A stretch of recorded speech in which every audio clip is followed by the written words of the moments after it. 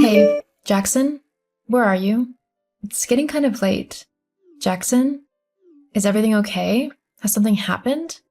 Ugh, why are you blowing up my phone? What do you mean? You're not responding to me, so of course I'm going to be worried and text you. All you're doing is being annoying. If I wanted to talk to you, I would've. What has gotten into you? What are you prattling on about now? Nothing's wrong with me. Okay, fine. Look, when are you getting home? I prepared dinner, but it's getting kind of late and I'm hungry. I didn't want the food to go cold for you, though, so I haven't cooked it yet. I get back when I get back. What kind of answer is that? The only one that you're getting. You know what? Fine.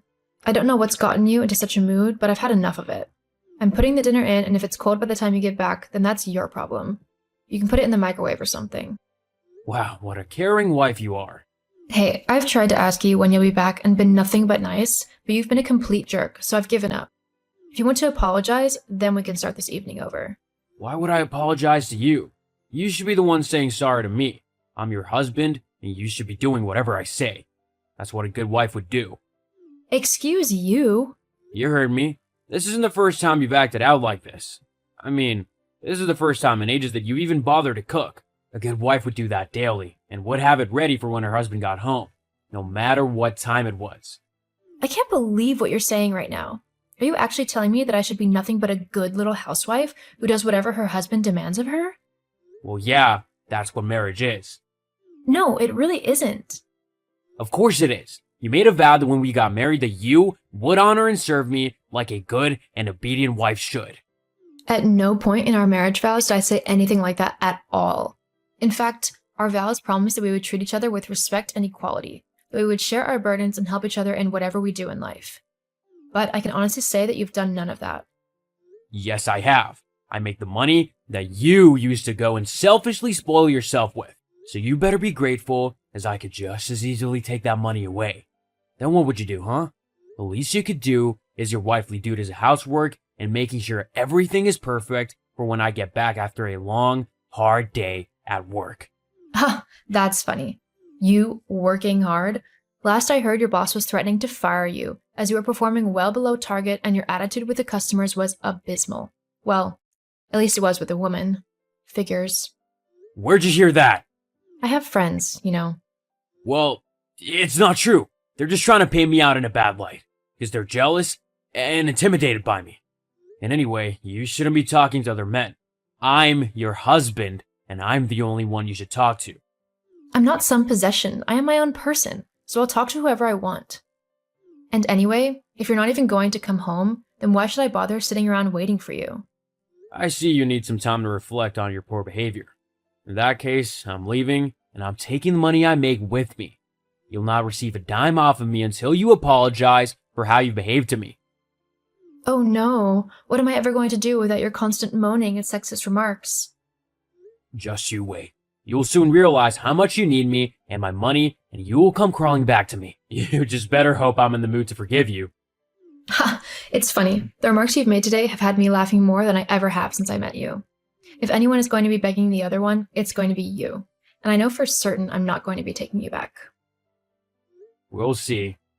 Have fun trying to survive when you can't pay the bills. Whatever.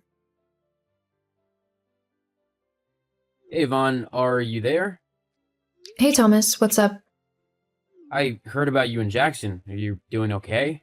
Oh, you heard about that? Well, don't worry about it. I'm doing great actually. I never realized how much he weighed me down, but now that he's gone, I actually feel so much happier and lighter. I actually was thinking about filing for divorce. I just don't know where he is at the moment to serve him the papers. Oh, wow, that's great for you. I'm glad you're happy.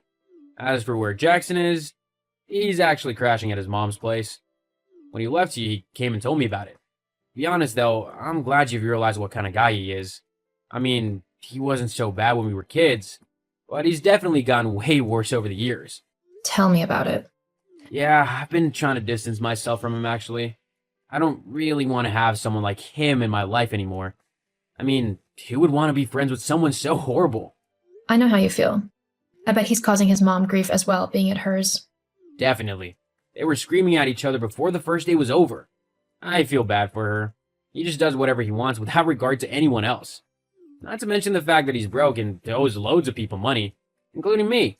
Yeah, I've loaned him quite a bit over the years to try and help him pay the bills. I hate to break it to you, Tom, but Jackson doesn't pay the bills. I do. What? Yeah, I pay the mortgage and all the other bills as well. Jackson doesn't really contribute much to the house. He spends all of his money on drinking and gambling. What the? He said he needed it to support you because you were paid very little at your job.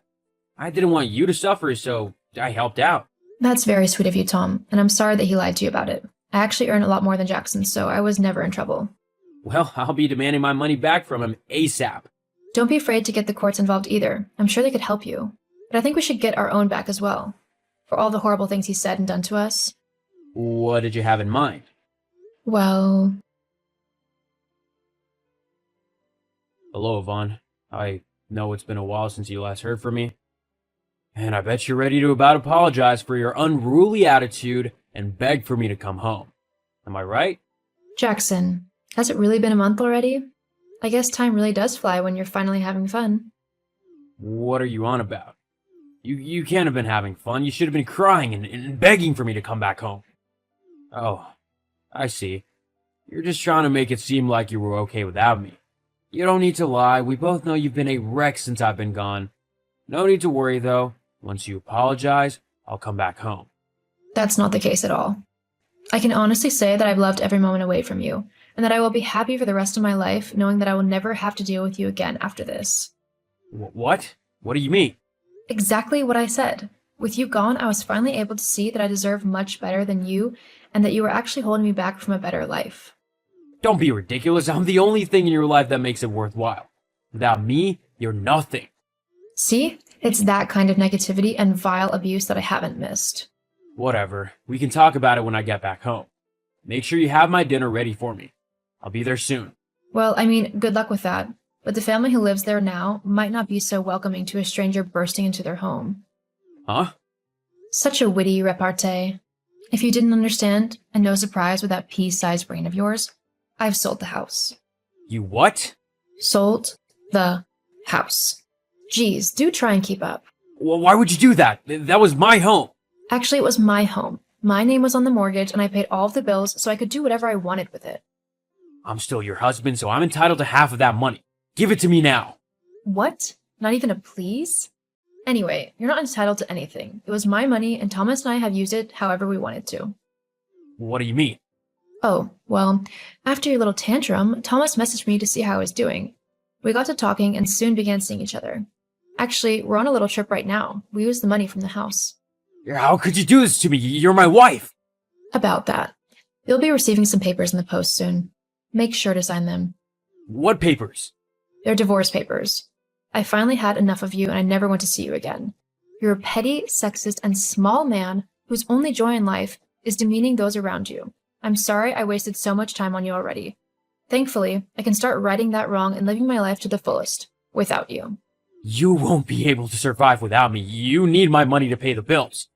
Jackson, sweetie, I earn more in 3 months than you do in an entire year. You're the one who needs me, not the other way around. And this time, I'm not going to bail you out of trouble. It's time you grow up. Or don't. I don't care either way now. I'm never going to have to deal with you again. Make sure you sign those divorce papers, otherwise I'll have to get the authorities involved. Goodbye. No, wait, Yvonne! You can't just leave me like this. I'm your husband, so do what I say. Yvonne? Once the divorce papers arrived at Jackson's mom's house, he was reluctant to sign them at first. But after threatening to get the police involved for all of his fraud and taking people's money under false pretenses, Jackson quickly relented and signed them. Once free, Thomas and I began to date and got to know each other really well. He treats me how I deserve, with respect and love, and I do the same for him.